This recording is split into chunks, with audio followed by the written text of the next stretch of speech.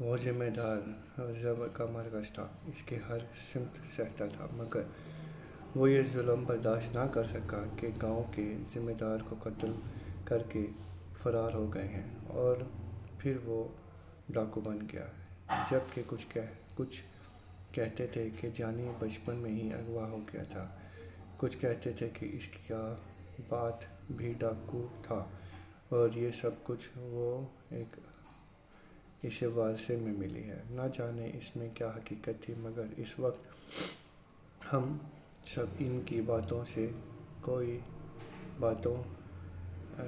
کوئی غرض نہ تھی، بلکہ ہر ایک کو اپنی جان بچانے کی فکر پڑی تھی۔ چند لمحے ہی اس نے پوری بس کے مسافروں کا جائزہ لیا، اور وہ پھر میری طرف بڑھا اور میرے ہاتھ برقعے میں سے کھینچ کر پکڑ لیا اور ہنسنے لگا۔ "چلو میرے ساتھ چلو۔"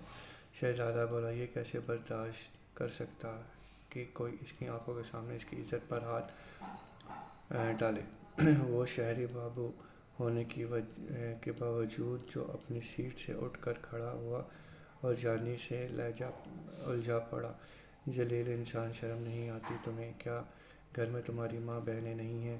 یہ کہا کر شہزادے نے میرے ہاتھ جانی کی گرفت سے آزاد کروا لیے۔ میں نے جانی کو برا بھلا کہنا شروع کر دیا۔ غصے میں میرا جسم تھر تھر کانپ رہا تھا، لیکن جانی پر کسی بات کا اثر نہ ہو رہا تھا۔ اس نے پھر میرا بازو پکڑ لیا۔ شہزادہ کا غصہ آسمان کو چھونے لگا۔ اس نے ایک بھرپور تماچا جانی کے چہرے پر جڑ دیا، جس کی وجہ سے تمام مسافروں نے سنی۔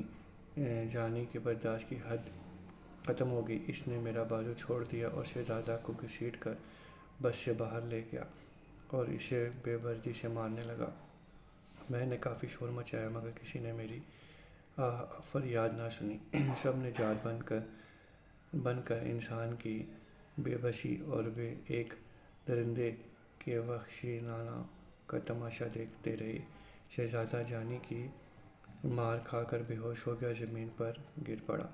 جانی پھر بس کے اندر آ گیا اور مجھے بھی گھسیٹتا ہوا باہر لے گیا۔ میں بہت ولایا کیا، مگر کوئی بھی میری مدد کو نہ آیا۔ سب بزدل تماشا بیٹھے رہے تھے۔ میں نے روتے ہوئے جانی کو خدا اور رسول کے واسطے دیے اور کہا کہ میں اس کی بیٹیوں کی طرح ہوں، وہ مجھ پر رحم کرے اور مجھے چھوڑ دے۔ مگر جانی پر میری آوازردی کا کوئی اثر نہ ہوا۔ اس کا تو ضمیر ہی مر چکا تھا۔ مسافروں میں سے کسی میں اتنی ہمت اور جرأت نہیں تھی کہ آگے بڑھ کر جانی کا راستہ روکے، اس ظلم اور زیادتی کے خلاف سینہ تان کر کھڑا ہو جاتا۔ سب کے سب بس کی کھڑکیوں میں سے ایک مجبور اور بے بس عورت کا تماشا دیکھ رہے تھے۔ جانی مجھے لے کر آگے بڑھنے لگا۔ میں مزاحمت کی اور اس کو سننے لگی، مگر میری مزاحمت نے جانی کے غصے کو اور ہوا دی۔ اس نے میرے شہزادے پر گولیاں برسا کر میری آنکھوں کے سامنے ہی مار ڈالا۔ میں لمحوں میں بیوہ ہو گئی۔ میں شہزادہ کی لاش سے لپٹ کر رونا چاہتی تھی، مگر جانی نے مجھے ایسا نہ کرنے دیا۔